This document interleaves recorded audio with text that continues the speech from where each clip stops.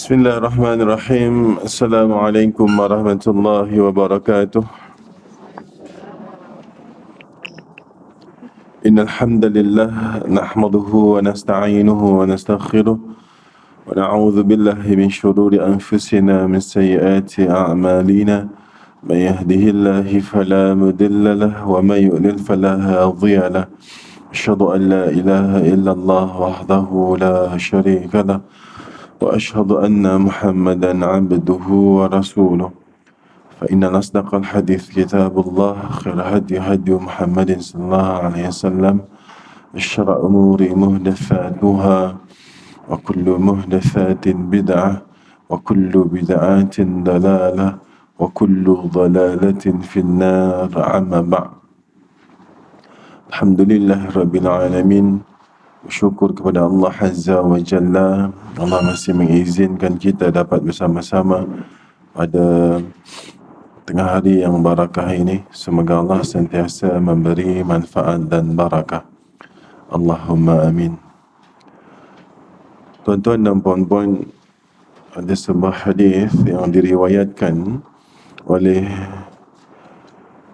Ibnu Hibban dalam kitab sahihnya Al-Ihsan.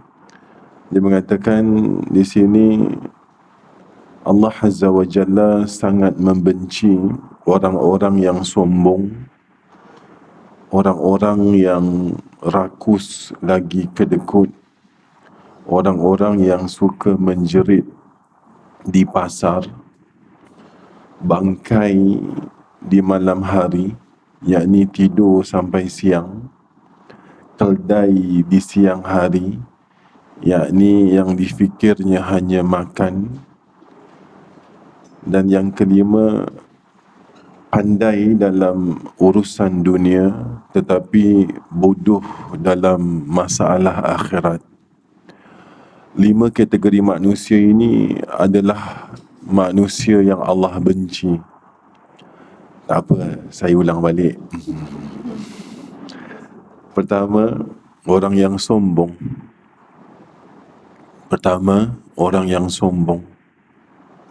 Kedua, rakus. Bahasa Melayu rakus apa? Tamak. Dan juga kedekut. Dahlah tamak, kedekut pula tu. Yang ketiga, suka menjerit di pasar, yakni bertengkar untuk merebut hak. Suka berkecamuk menuntut hak. Yang keempat, bangkai di malam hari. Maksudnya tidur sampai siang, subuh langgar, pagi langgar, bangunnya tengah hari. Ini bangkai di tengah hari. Ramai orang tak perasan ni. Tidur sampai siang, ini bangkai di malam hari. Ini satu kumpulan manusia yang dibenci oleh Allah. Kalau Allah dah benci, macam mana kehidupannya? Kemudian, keldai di siang hari. Keldai maksudnya yang difikir nak makan apa, ke mana.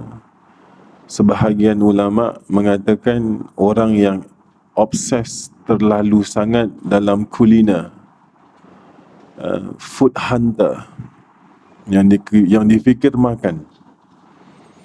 Bukannya kita tak boleh makan ya, tapi yang difikirnya makan. Ramai tak ada sekarang kumpulan food hunter sanggup berjalan puluhan, ratusan kilometer hanya untuk mencari makanan.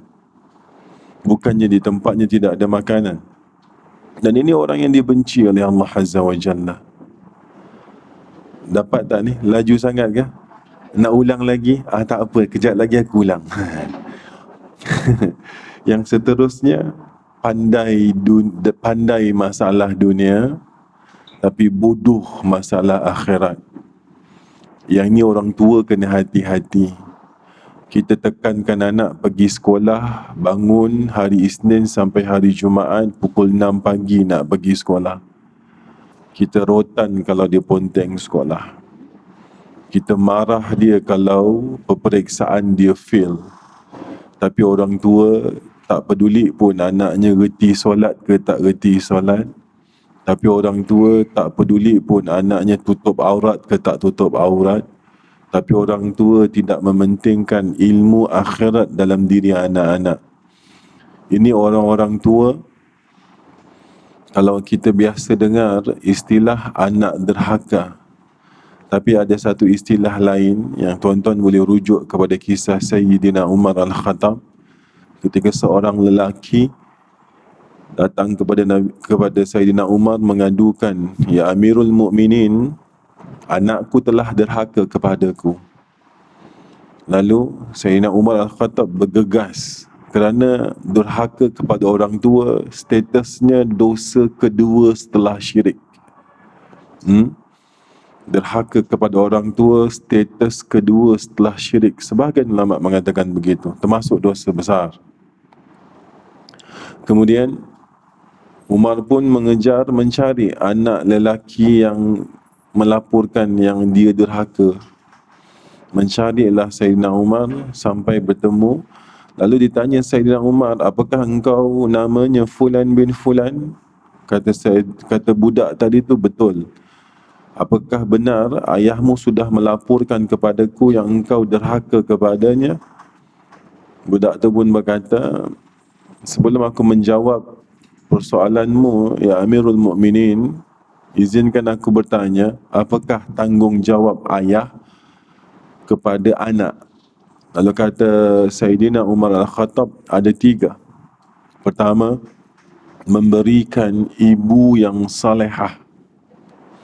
Kedua, memberikan nama yang baik. Ketiga, memberikan didikan yang baik.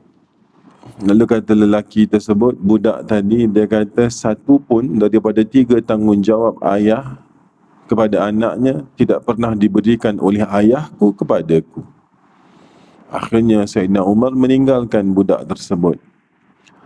Pulang Sayyidina Umar berjumpa dengan lelaki yang membuat laporan tersebut. Lelaki itu bertanya, "Apakah engkau sudah menjumpai anakku?" Apa kata Sayyidina Umar? "Sudah. Tetapi ini yang perlu kita ambil, ini yang perlu digaris ataupun dibesarkan hurufnya." Apa kata Sayyidina Umar? "Engkau sudah derhaka terhadap anakmu sebelum sempat anakmu derhaka kepadamu." Jadi harus ingat, orang tua, ibu dan ayah, ada sebenarnya istilah ayah derhaka. Ya, kenapa? Kerana mendidik anak-anaknya menjadi orang-orang yang dibenci oleh Allah Azza wa Jalla. Kita arahkan anak kita sekuat mampu kita untuk sukses di dunia. Tapi kita biarkan anak kita bodoh dalam urusan akhirat. Sedangkan orang yang pandai urusan dunia tetapi bodoh urusan akhirat, itu termasuk orang-orang yang dibenci oleh Allah Azza wa Jalla. Jadi ambil pelajaran. Baik. Yang pertama, Allah sangat benci kepada orang yang sombong. Ja'azari, sombong. Sombong ni tuan-tuan dan puan-puan, sombong ni kalau sebahagian dalam tafsir Ibnu Katsir pun mengatakan, makhluk pertama yang mencipta istilah sombong adalah iblis. Ya. Kan kalau dalam Quran surah Al-Baqarah dikatakan usjudu li Adam illa iblis aba wastakbar. Jadi sebab itulah dalam syariat Islam Allah membenci perbuatan iblis. Kalau ada orang yang sombong, sifat sombong itu diwariskan ataupun diambil daripada mazhab iblis. Ya. Ulama mengatakan, apa yang dikatakan sombong? Sombong ini radun haq wa ghamtun nas. Yang dikatakan sombong adalah menolak kebenaran. Benda tu benar tapi dia tak terima. Ini sombong. Radun haq wa ghamtun nas, meremehkan manusia. Orang ni orang Indon diremehkan. Orang ni orang Bangla diremehkan. Orang ni tukang sapu sampah diremehkan. Orang ni tok siak cuci tandas diremehkan. Orang tua diremehkan. Jadi sifat meremehkan sesama manusia ini adalah sebahagian daripada sifat sombong. Sombong ini dosa yang kalau kita lihat si pelakunya tidak diampunkan oleh Allah Azza wa Jalla. Dan haruslah bertaubat daripada sifat-sifat sombong. Kalau kita merujuk kisah dalam surah Al-Baqarah ayat 30, start ayat 30, 31, ya, itu mengisahkan kisah asalnya iblis. Tuan-tuan dan puan-puan, sedikit kisah. Iblis ni, nama dia setelah dia kafir. Sebelum dia kafir, namanya siapa? Azazil. Sebahagian riwayat ni diperselisihkan. Ketika penduduk bumi sebelum manusia, yakni jin, mereka terlalu ingkar dengan perintah Allah, terlalu banyak melakukan maksiat. Antara nabi-nabi di kalangan jin yang diutus oleh Allah dibunuh oleh mereka. Dan mereka terlalu bermaksiat, terlalu membuatkan kerosakan di muka bumi ini. Akhirnya, di kalangan malaikat, ada malaikat yang memang mereka ini adalah batalion tentera Allah Azza wa Jalla. Jadi di langit ini ada malaikat yang mana bertugas sebagai batalion tentera. Ada pasukan malaikat yang di mana ditugaskan sebagai, kalau tempat kita tentera. Sebahagian riwayat mengatakan ketika Allah mengutus batalion malaikat ini untuk membunuh, menghancurkan semua jin yang di bumi. Sebahagian riwayat, ada yang berselisih dalam riwayat ini, dalam batalion tentera itu adanya Azazil. Mula faham? Turunlah mereka membunuh, sebab Azazil ni daripada keturunan jin, tapi yang diberi kelebihan, dia boleh naik ke langit, dia boleh beribadah sampai level ibadahnya hampir selevel malaikat. Dan dia dia bukan malaikat, tapi tergolong daripada grup-grup malaikat. Bila dia turun, dia bersama, sebahagian mengatakan dia ikut serta waktu pembunuhan ataupun menghancurkan jin-jin di bumi. Waktu itu mereka pun membunuh, dan sebahagiannya mereka dihalau kepada jazirah laut. Laut, tahu laut? Bahasa Jawanya sea. Jadi istana iblis, singgahsana iblis itu ada di laut. Yang mana barat sekarang sudah ingin memasyarakatkan iblis dengan adanya Aquaman. Tahu Aquaman? Neptune. Tahu Neptune? Dulu kan ada minyak masak Neptune. Ada kerajaan laut. Kalau ada kerajaan laut, itu kerajaan iblis. Hati-hati. Dan sebahagian mereka juga dibiarkan lari ke gunung, ke hutan. Bila naik tim batalion tentera yang menghancurkan jin-jin ini tadi, naik ke langit, lalu Allah Azza wa Jalla berfirman dalam surah Al-Baqarah. Surah Al-Baqarah ayat 30. Ya, Allah Azza wa Jalla berfirman, Bismillahirrahmanirrahim. Wa idh qala rabbuka lil malaikati inni ja'ilun fil ardi khalifah. Wa idh qala, dan berkata Rabbuka, berkata Tuhanmu, lil malaikah, kepada malaikat. Malaikat yang mana? Sebahagian mengatakan malaikat yang baru membunuh semua jin yang di bumi, yang dilepaskan. Dan dalam kumpulan jin tadi ada siapa? Ada Azazil. Yang ketiga, sebahagian riwayat, Azazil ini juga adalah orang ketika dihancurkan jin, adalah jin yang ketika pemusnahan bangsa-bangsa jin di bumi, dia merasakan dia adalah calon, dia ingin mencalonkan dirinya menjadi pemimpin sisa-sisa jin yang ada di bumi. Faham maksud kami? Sebab dia level dia dah naik sampai level malaikat. Dan dia berkeinginan dia akan berharap dia menjadi pemimpin di bumi. Ni cerita macam mana dia boleh sombong lah. Bila naik ke atas, tertiba. Ni bahasa budak muda sekarang lah. Asalnya tiba-tiba. Tertiba. Kan? Tertiba lah. Wa idh qala rabbuka lil malaikati inni ja'ilun fil ardi khalifah. Allah kata apa? Sesungguhnya aku ingin menjadikan pengganti kepada jin. Apa rasanya? Sebelum tu yang mentadbir bumi, yang menjadi pemimpin di bumi adalah kelompok jin. Haiwan itu semua tunduk pada jin. Mereka yang conquer ini.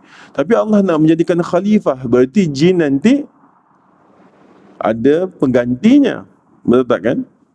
Di sini peluang potensi iblis nak propose dia jadi leader terganggu tak? Terganggu. Sebahagian riwayat, Azazil inilah yang membisikkan antara malaikat. Ayat seterusnya dikata sebenarnya keinginannya, dia ada keinginan peribadi tak? Dia ingin jadi pemimpin di bumi. Di kalangan bumi ni dia ingin jadi pemimpin.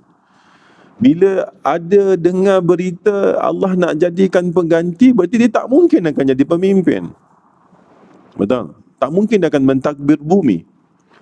Akhirnya dia cuba cocok, ni bahasa kita lah, di kalangan malaikat tadi dengan bentuknya indah. Takkan Allah nak ganti lagi makhluk lain? Kita baru saja hancurkan makhluk jin yang mana kalau turun ke bumi mereka saling berbunuh, saling buat kerosakan, saling bermaksiat. Betul tak kan? Jadi ini cerita, faham maksud kami ni? Assalamualaikum. Risau ni. Diam bahaya. Kadang-kadang khusyuk alhamdulillah, kadang-kadang mata nampak aku tanya diam.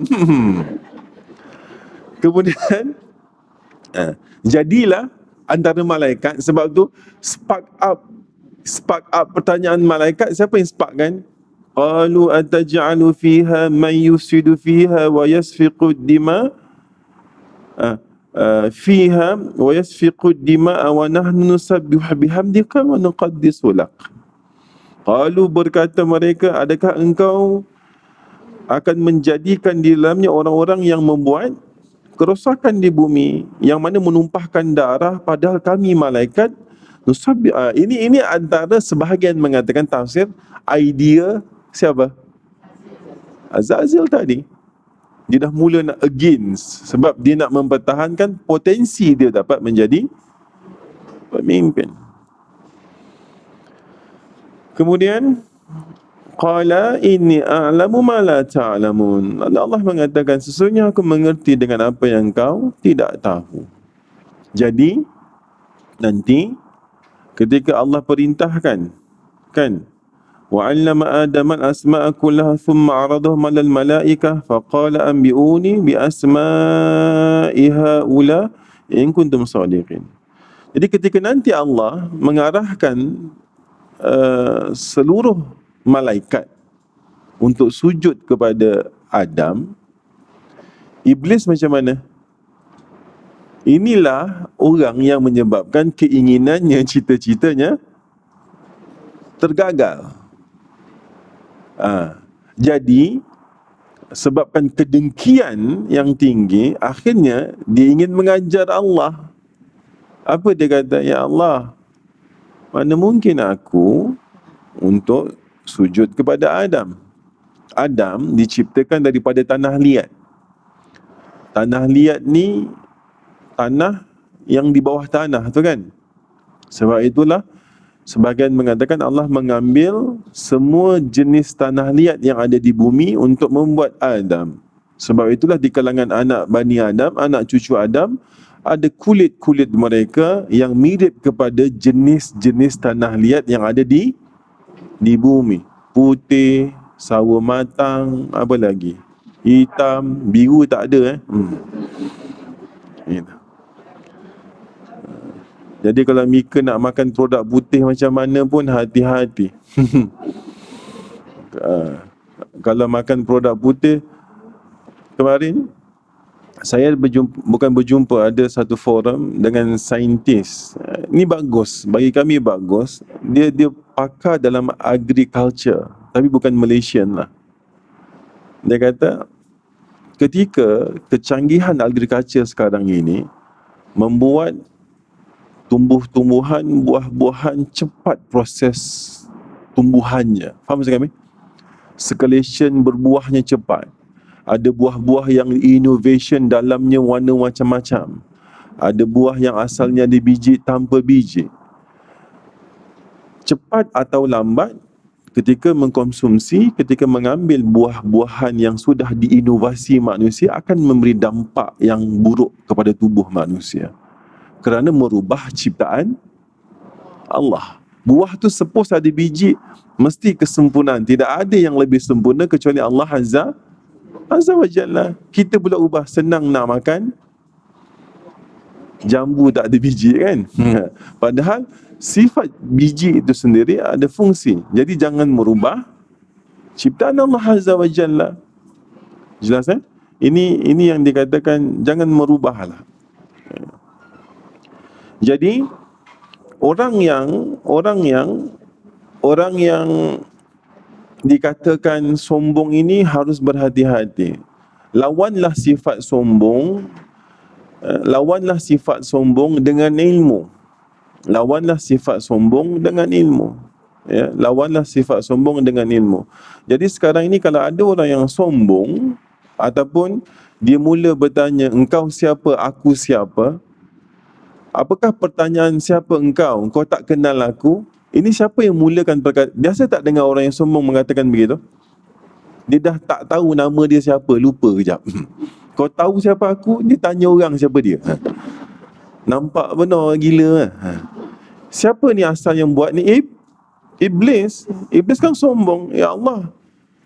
Dia nak bagi tahu Allah yang menciptakan dia. Kan aku ni daripada api. Dia bagi tahu Allah. Sedangkan Adam daripada tanah. Mana mungkin aku api dimuliakan, disanjung di bumi.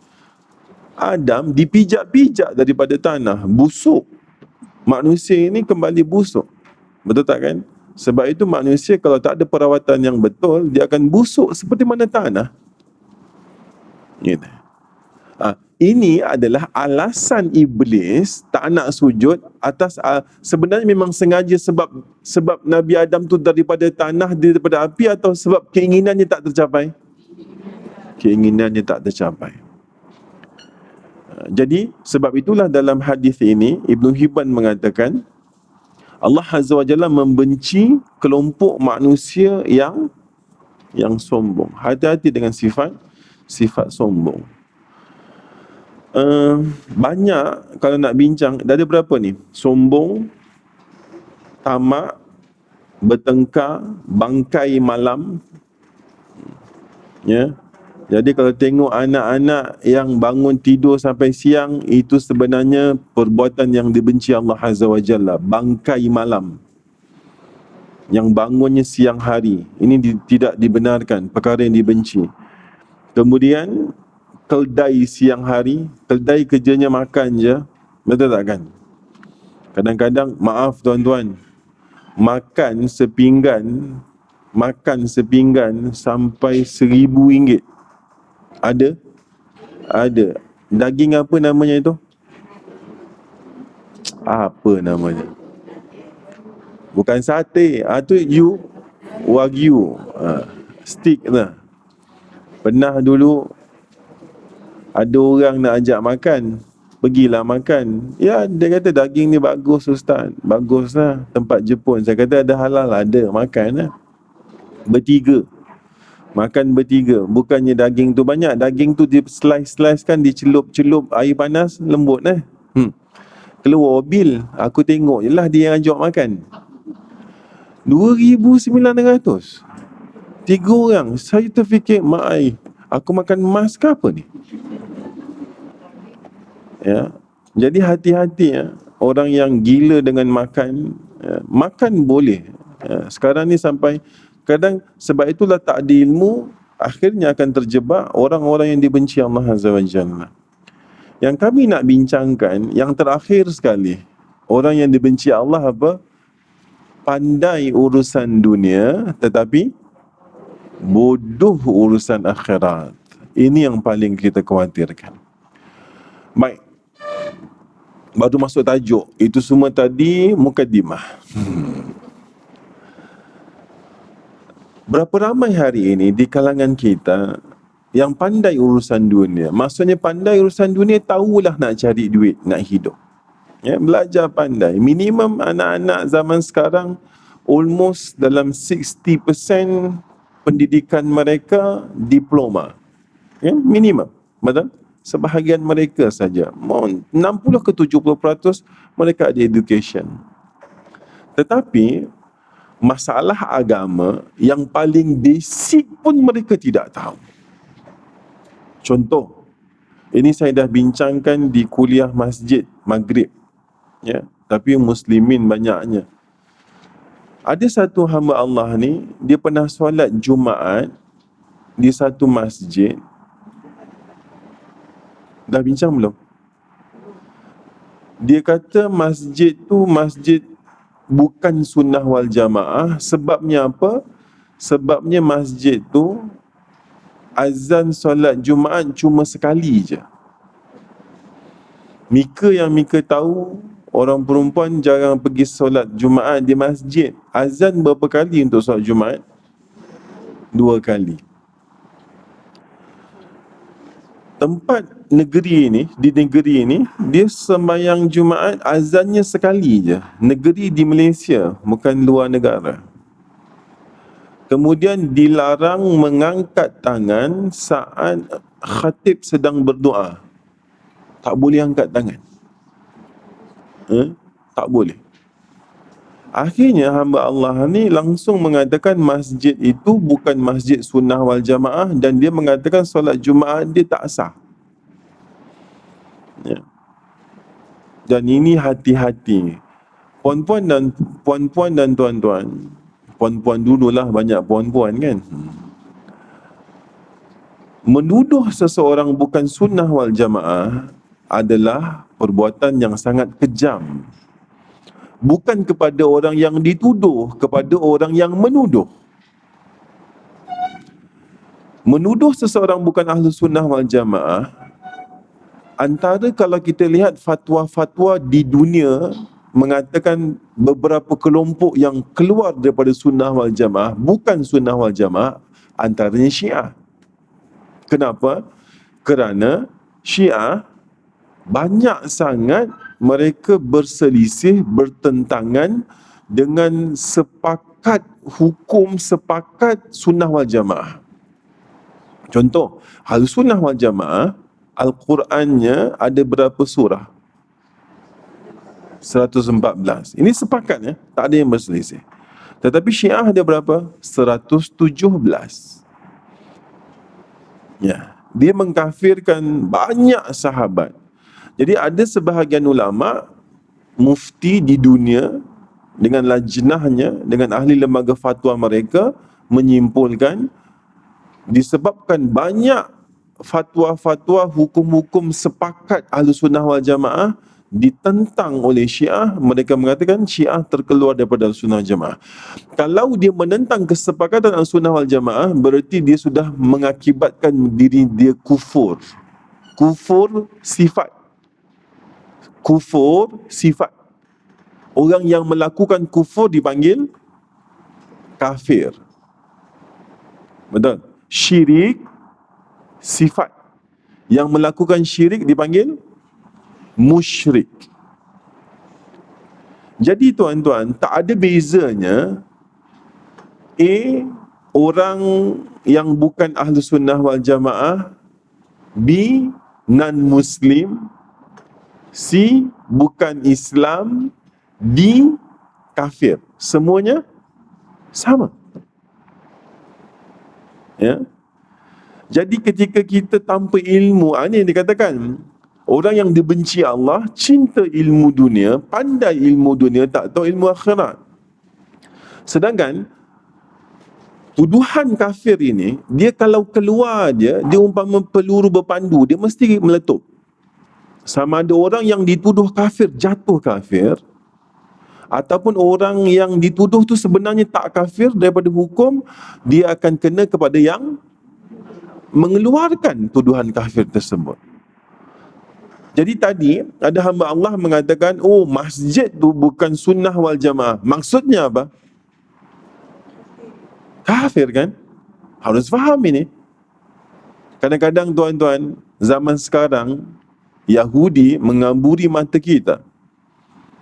Tuan-tuan, dosa yang paling ringan di barisan 70 kategori.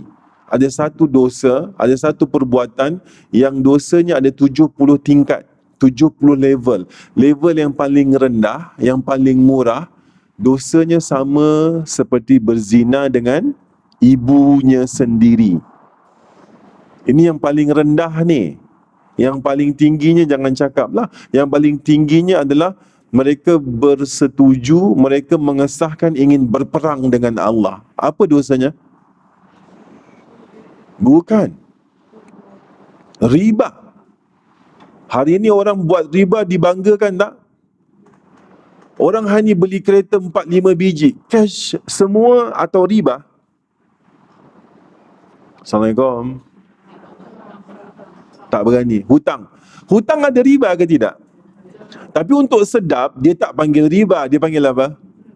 Interest. Kalau Melayunya, bunga. Hati-hati ni. Ini yang dikatakan pandai urusan dunia, bodoh urusan akhirat.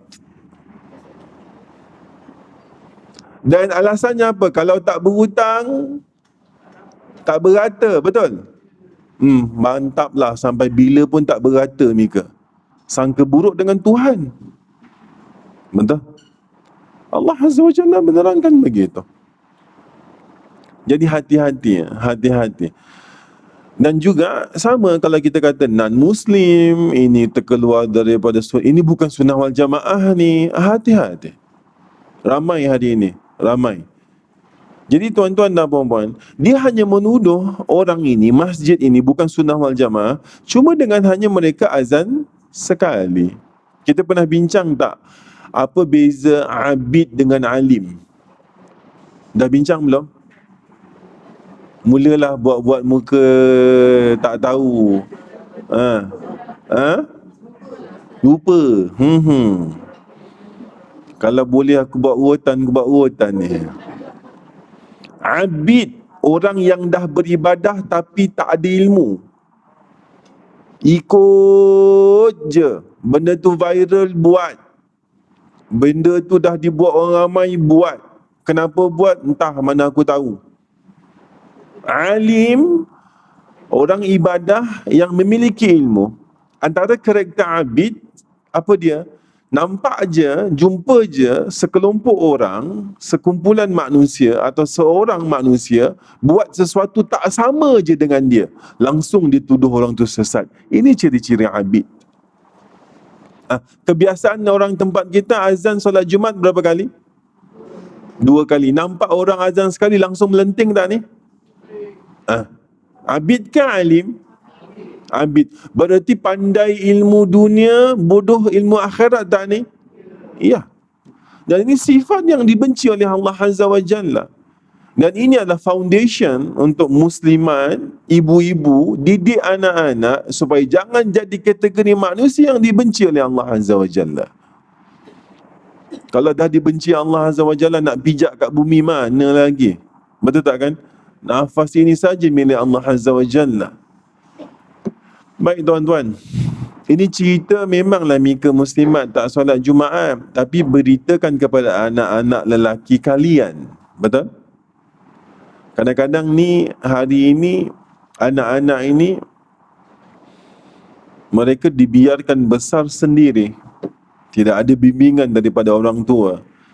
Ayah dan ibu tersibuk urusan duniawi, tidak ada masa seminggu sekali untuk bersama anak-anak, untuk mendidik anak-anak. Dalam surah Luqman, tanggungjawab mendidik anak siapa? Ayah. Benar tak kata-kata Sayyidina Umar tadi? Benar. Cuba lihat ayah, kesibukan yang bagaimanapun, apakah boleh nanti jawab dekat padang mahsyar tak mendidik anak sebab sibuk bekerja? Diterima ke tidak tu? Tidak. Tidak. Orang yang bekerja 24 jam termasuk tak orang yang dibenci Allah? Rakus lagi kedekut. Rakus, tahu rakus? Dirinya rasa sentiasa tidak cukup. Tuan-tuan, tidak cukup ini bukan masalah rezeki, masalah peribadi. Cawan ni tuan-tuan, umpama diri manusia. Rezeki tuan-tuan, puan-puan, umpama air. Sekarang ni, saya buka air ni, saya tuang dalam cawan ni. Cawan ni dapat tak air putih? Dapat. Cawan ni nak air putih. Tetapi, ni air Milo. Saya tuang dulu dalam cawan ni air Milo, kemudian saya buang air Milo ni, atau saya tak buang, saya separuh saja, kemudian saya masukkan air putih. Dapat tak cawan ni air putih?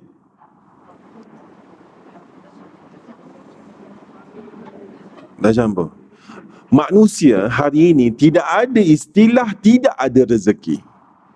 Tidak ada istilah tidak punya rumah. Tidak ada istilah tidak punya anak. Tidak ada istilah tidak punya isteri. Yang ada anak bermasalah, ada isteri bermasalah, ada rezeki tak cukup. Ceritanya ada tak air putih ni? Tapi tak dapat dinikmati sebab dah bercampur dengan rezeki Allah tetap Allah turunkan. Cuma bercampur dengan dosa tadi, akhirnya tidak akan menikmati. Ambillah waktu untuk mencuci cawan ini tadi. Betul? Cara mencuci diri apa? Taubat. Taubat. Kadang-kadang rezeki tidak dinikmati bukan sebab tidak ada rezeki. Rezeki tak cukup bukan tak cukup. Bukan tak cukup. Yang ini harus difahami. Dan kita dah bincangkan bab istighfar. Betul? Barang siapa yang memperbanyak istighfar, Allah akan bagi jalan keluar semua masalahnya. Allah akan bagi rezeki yang tak disangka-sangka. Tuan-tuan, rezeki ini, semua orang punya rezeki ini kan keinginan, bukan hanya berbentuk material. Betul? Seseorang yang menginginkan sesuatu, itu rezeki. Nak sihat, minta tak? Semua keinginan berbentuk rezeki. Bila manusia punya saja keinginan, ada tak timbul masalah? Assalamualaikum. Ini semua dah tak teringin apa-apa ni. Ada teringin tak? Oh, nak sihat. Ada sakit nak sihat. Doktor kata buat operate. Bila nak buat operate, timbul masalah tak? Timbul. Biayanya, costingnya, nak ke tak nak, risikonya, timbul masalah. Dan semua ni, masalah tadi, penghalang untuk rezeki tadi disebabkan apa? Dosa.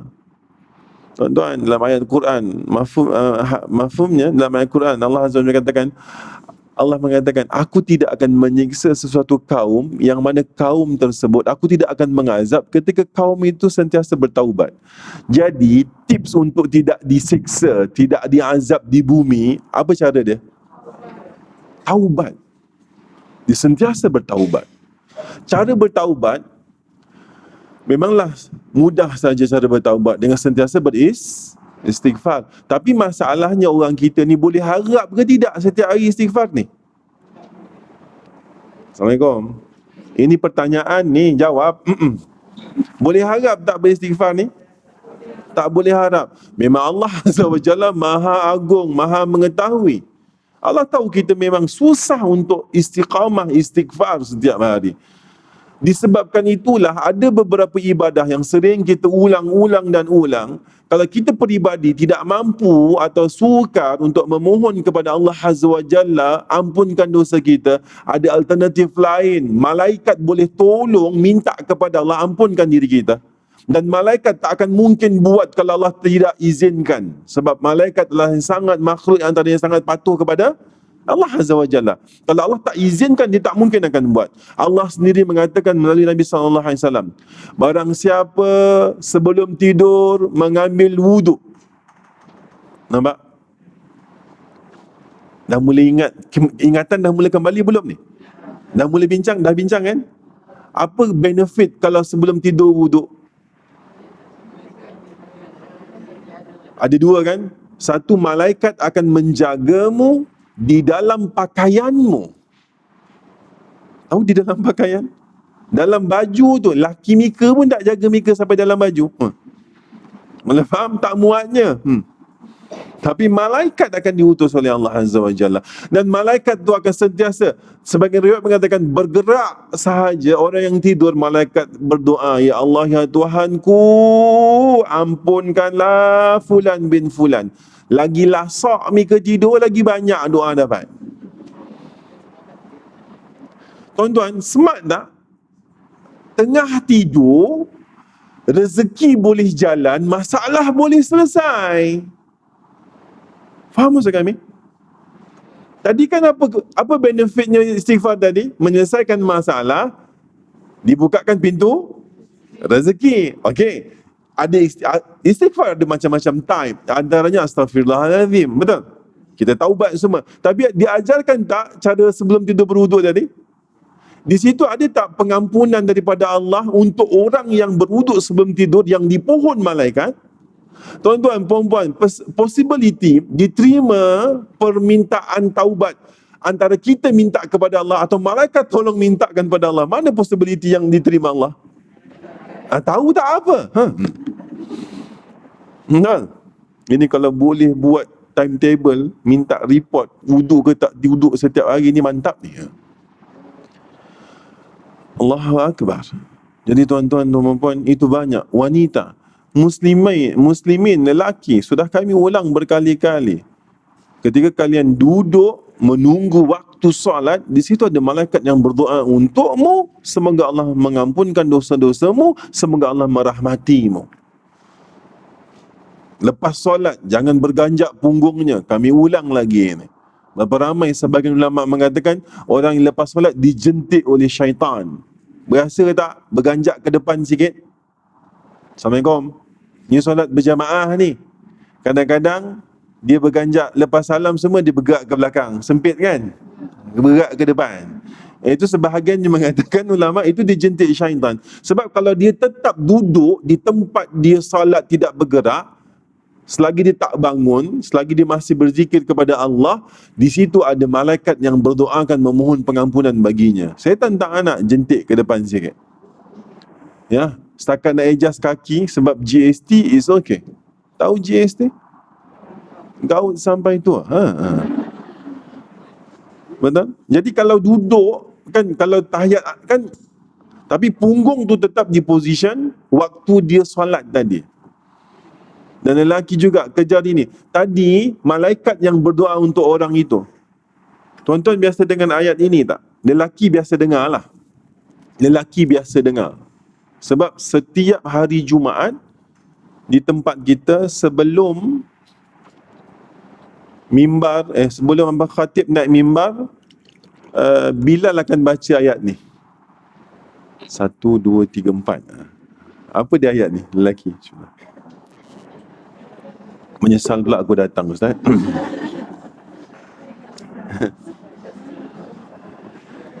Inna Allaha wa malaikatahu yusalluna 'alan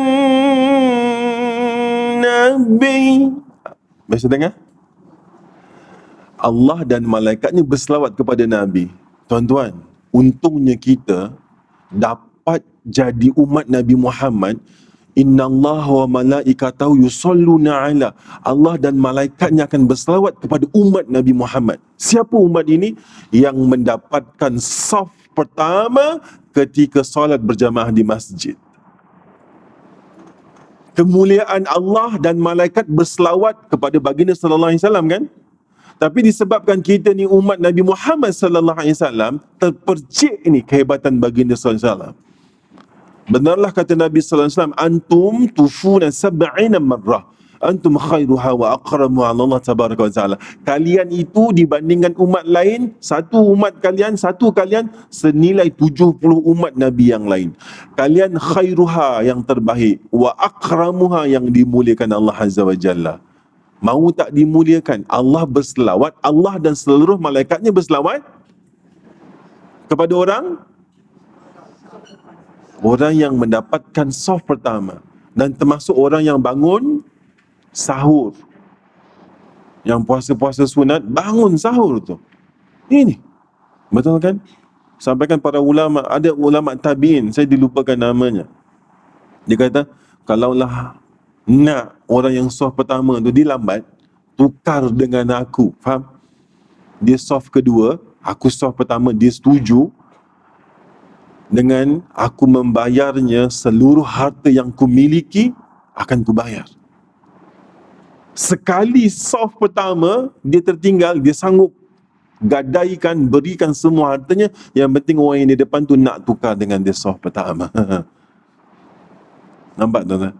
Tapi orang kita biasanya kalau saf pertama kosong, ada dua orang nak ke depan, apa cara orang kita? Salah tu. Bukannya tapi janganlah sampai kau berwrestling. Faham?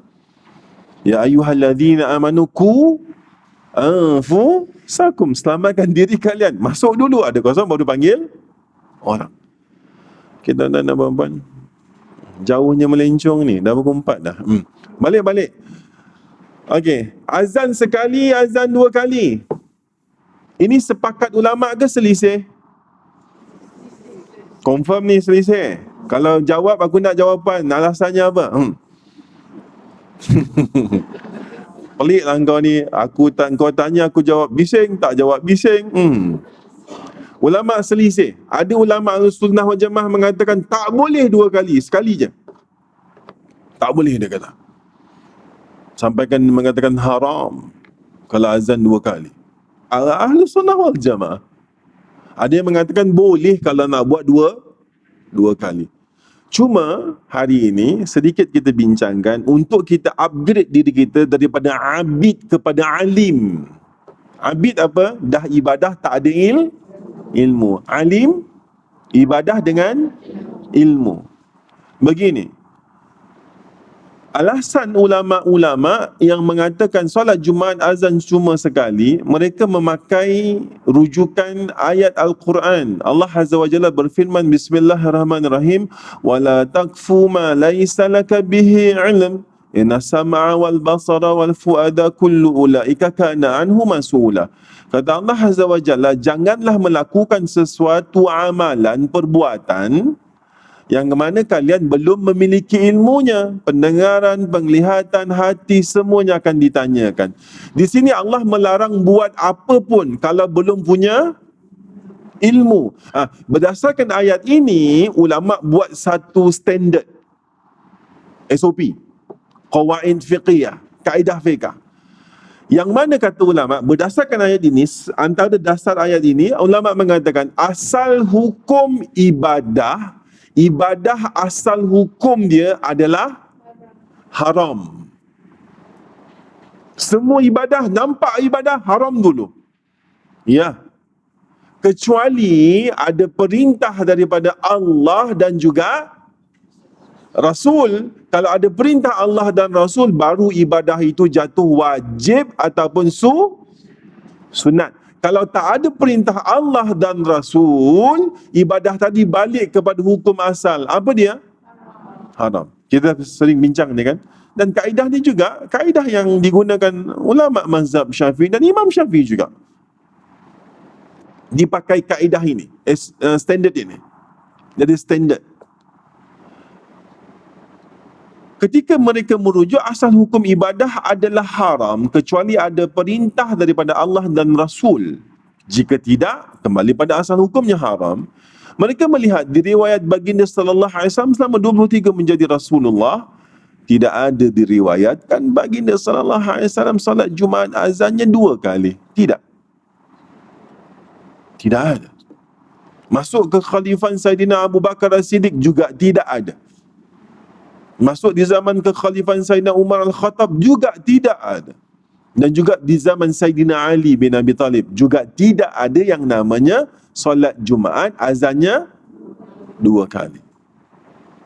Jadi, kena tak tadi yang dipakai standard asal hukum ibadah adalah haram kecuali ada perintah Allah dan Rasul? Kena tak? Kena. Sebab tak ada perintah Allah dan Rasul, Nabi tak buat, sahabat-sahabat besar pun tak buat. Akhirnya dia mengatakan haram. Zaman Nabi azan cuma sekali. Okey? Assalamualaikum. Ini pandang aku tak puas hati ke apa? Okey. Tadi yang saya tak sebut nama khalifah, siapa? Uthman ibn Affan. Ulama yang membenarkan azan 2 kali merujuk kepada ijtihad. Ijtihad kalau bahasa kita senang nak faham apa? Fatwa. Sayyidina Uthman ibn Affan harus clear dulu ini. Ibadah yang kita amal ni sunnah Nabi ataupun perintah Allah ataupun ijtihad. Itu bukan soalan. Itu kenyataan. Tak perlu jawapan. Maksudnya kita ni kau dia ada je lah Ustaz. Nyampah pula. Tak apa, minggu depan aku cuti 2 minggu. Outstation lagi. Maaf puan-puan, saya terpaksa urus anak dan keluarga. Sebab kami lelaki, wahai lelaki dengarlah, syurga kita itu bergantung besar setelah Allah dan Rasul adalah kepada wanita. Ada 3 wanita yang lelaki harus jaga dalam hidupnya. Pertama, ibu yang melahirkannya. Dia yang menghantarkan kita untuk boleh pergi menuju ke syurga. Kedua, isterimu, yang mana dalam hadis Nabi SAW, barang siapa yang telah bernikah, maka separuh agamanya telah disempurnakan. Betul? Lelaki bernikah, separuh agamanya sempurna. Siapa yang menyempurnakan agama lelaki? Sombong, jangan. Yang ketiga, anak perempuanmu. Barang siapa yang memiliki 2 saja anak perempuan, lalu dia berlaku baik, mengurusnya dengan baik, maka anak itu akan menghantarnya ke syurga. Tiket. Ini kemuliaan wanita di dalam Islam.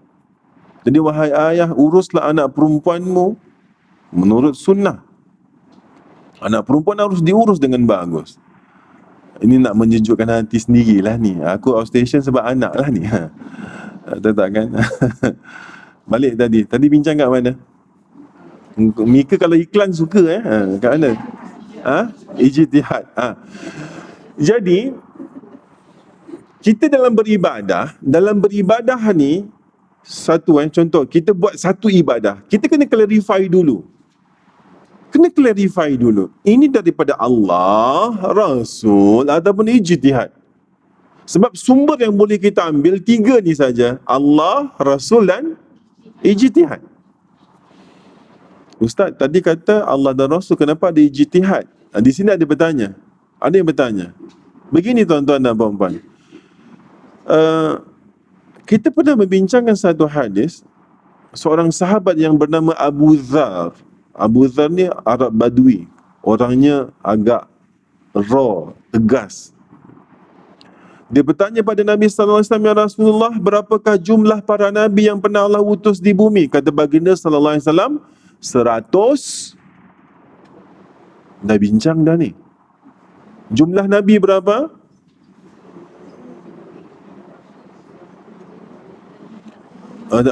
Tak apa. Sebelah sini coverage memang tak kuat. Internet tu yang tak sampai jawapan. 124,000 orang nabi. di bumi yang pernah diutus. 315 adalah Rasul. 313 tu ahli perang Badar. Pernah aku sebut 315 Rasul, dia betulkan pula. Bukan 315 Ustaz, 313. 13 tu ahli perang Badar. Betul? Baik, apa beza Nabi dan Rasul? Rasul Allah utus ke bumi dan Allah berikan dia kitab, buku undang-undang yang Allah nak manusia zaman itu, saat itu lakukan, ikut. Jadi Rasul sebarkan ajaran daripada kitab yang diberikan kepada Allah kepadanya, disebarkan. Jadi manusia yang ikut jadi umatnya Rasul tersebut. Faham?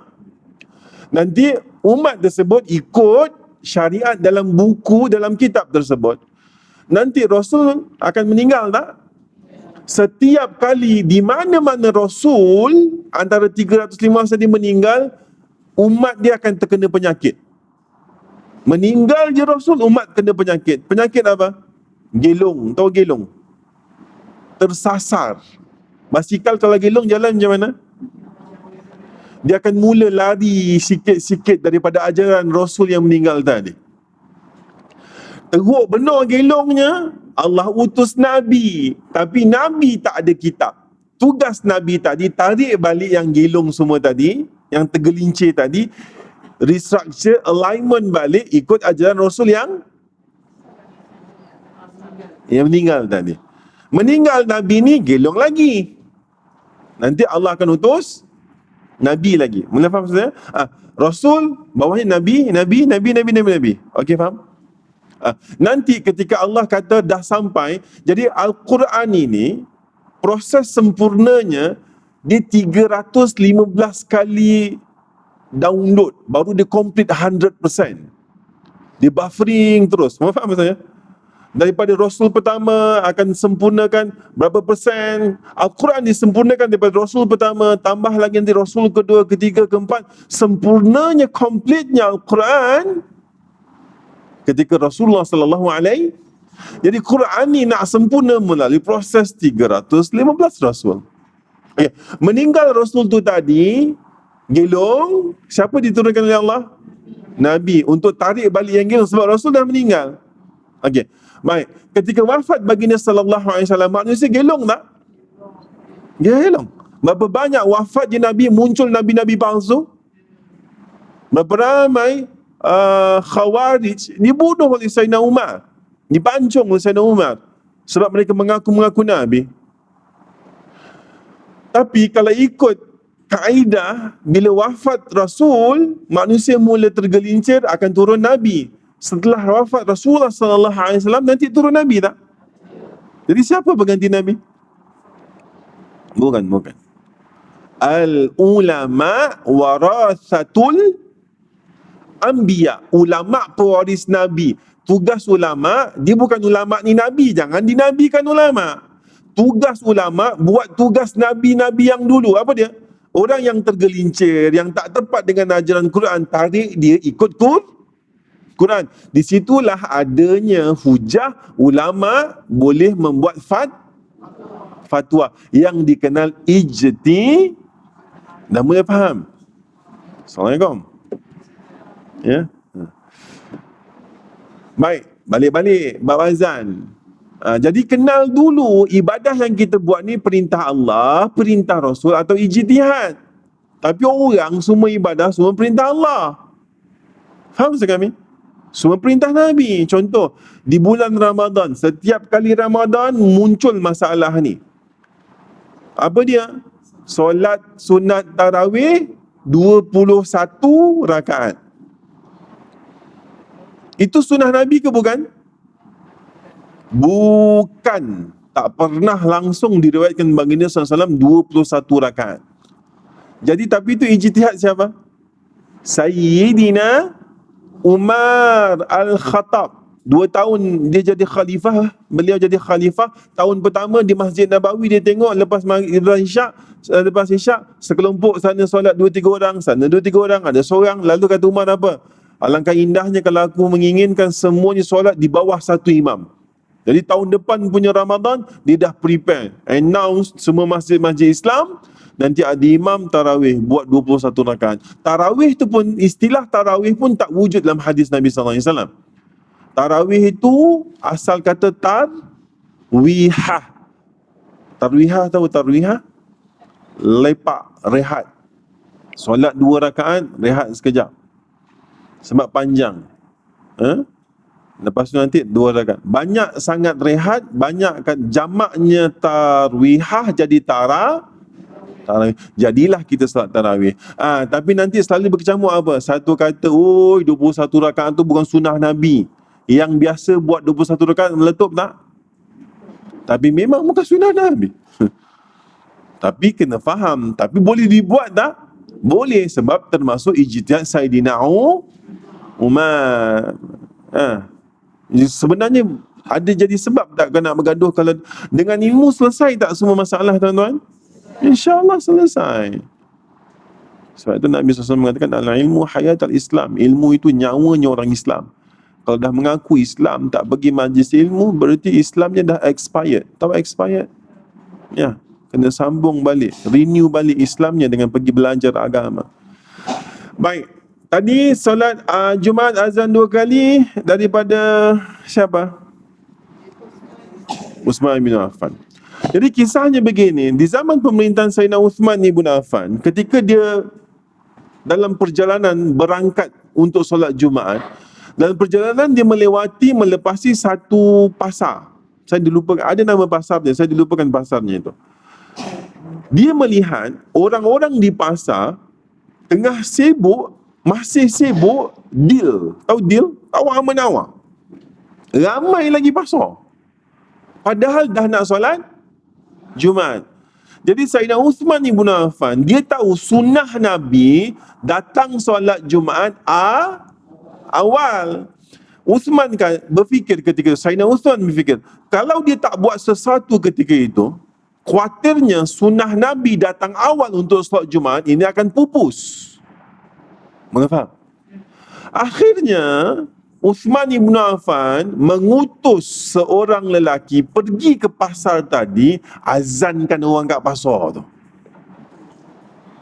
Itu pun sebelum waktu Zuhur, hambat dia orang keluar cepat pergi balik, siap-siap pergi sembahyang Zuhur. Nanti masuk waktu Zuhur baru macam sunnah Nabi, cuma sekali.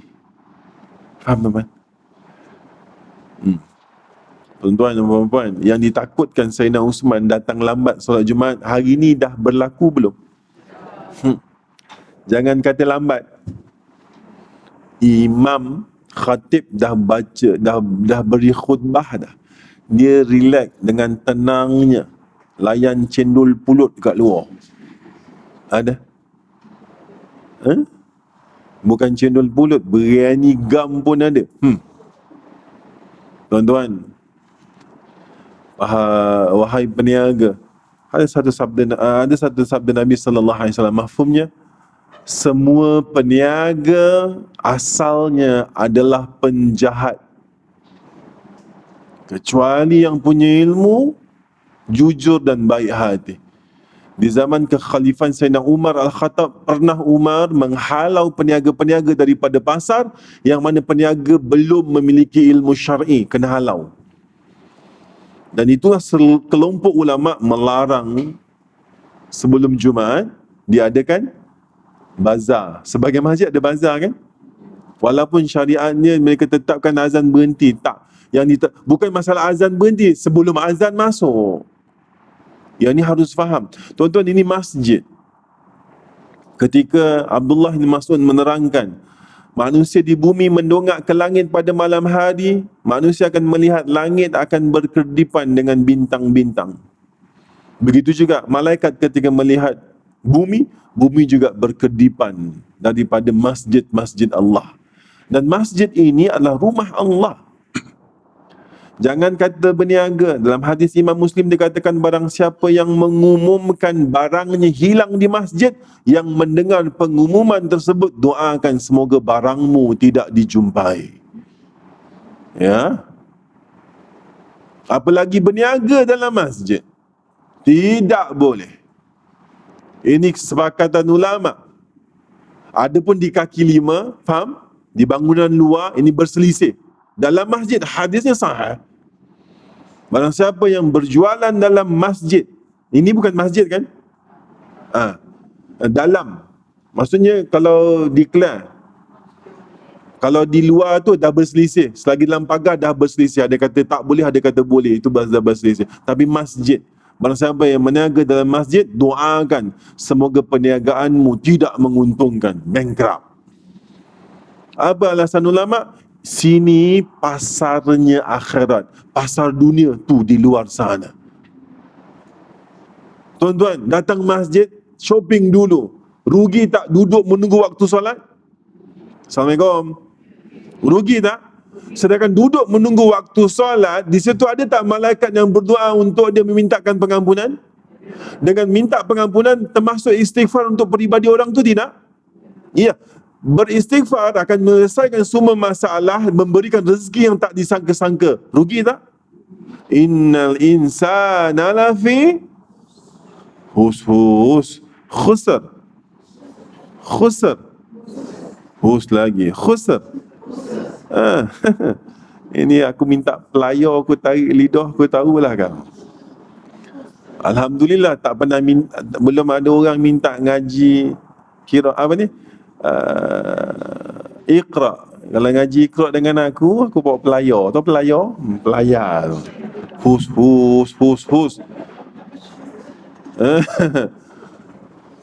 Manusia seringkali dalam keadaan rugi. Perempuan, maaf, mungkin bahasa saya kasar, ya. Minta ampunlah.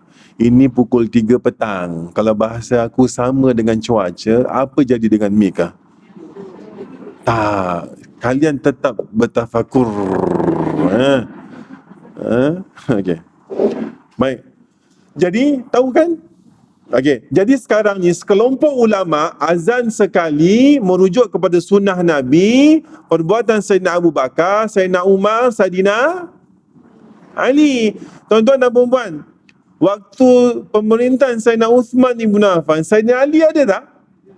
Adalah. Betul? Apakah dia membangkang?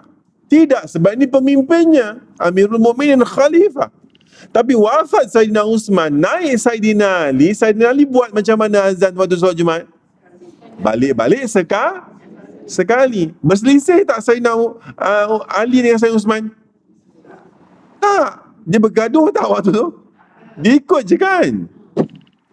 Faham tak maksud kami, tuan-tuan? Adapun praktikalnya sesuai, tepat atau tidak, itu nombor 2. Tapi ada rujukan, ini dulu.